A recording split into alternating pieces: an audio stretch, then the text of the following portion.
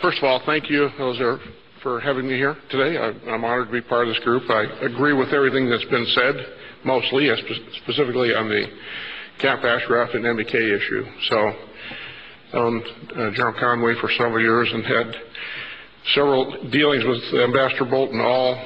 I'm going to just talk about a little bit about how I see the general world today a little bit, and then how this fits in with what you're all supporting, and which I agree is a honorable activity. And I think right now we're shirking our responsibility from a foreign policy standpoint to a certain extent, particularly when it comes to Iran. I think Iran is the #1 foreign policy problem in the world today, the nuclear issue in Iran. From a broad foreign policy standpoint, I think that is our #1 challenge in the world today. If you start looking at what's happened in the world, Bosnia, for example, I actually led the first attack mission in Bosnia. But even prior to that, in Udbina, Croatia, we attacked an airfield there. And that was based on atrocities that the Serbs were performing in Bosnia against Muslim citizens there.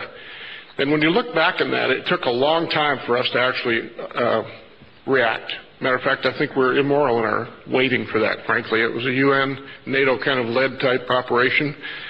And they had a situation called dual key. The UN and NATO had to agree we're going to attack targets. And I look back on that as one of the most, I think, disturbing times of my career in the military, where because of political inability to make decisions, we had people that were being killed in Bosnia on a daily basis. Srebrenica comes to mind. I've been to Srebrenica several times. For the 8,000 people killed at one time by the Serbs until, and matter of fact, with UN and NATO troops in place, in this case Dutch troops that were sitting there with tanks that just could not react.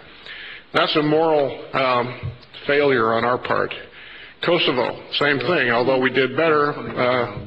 Almost 1 million citizens were displaced in Kosovo before we reacted to that. And so when people talk about Iran today, and I consider Iran the pariah in the world. I consider them a threat. I don't consider the regime that's there today one bit trustworthy to even talk about negotiations.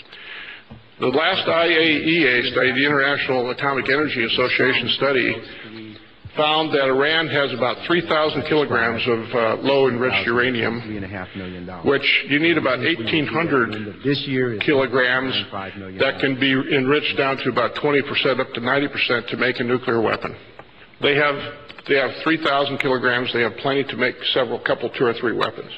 Because once you get to 20% enrichment, which they're going toward, you can go to 90 in a very quick, rapid manner. And in fact, the IAEA today, even in spite of this cyber worm called Stuxnet that everybody's kind of hanging their hat on, that really stopped them. That didn't stop them.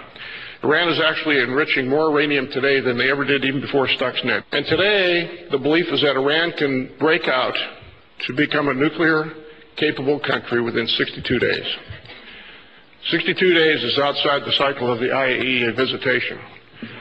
To make exception based on the hope that Ahmadinejad or the Iranian existing regime will change their minds based on the fact that we're going to acquiesce on one small little thing is kind of naive.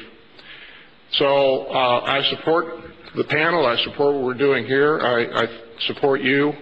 And I think we as a nation either start leading or we probably won't be a great nation. But thank you very much.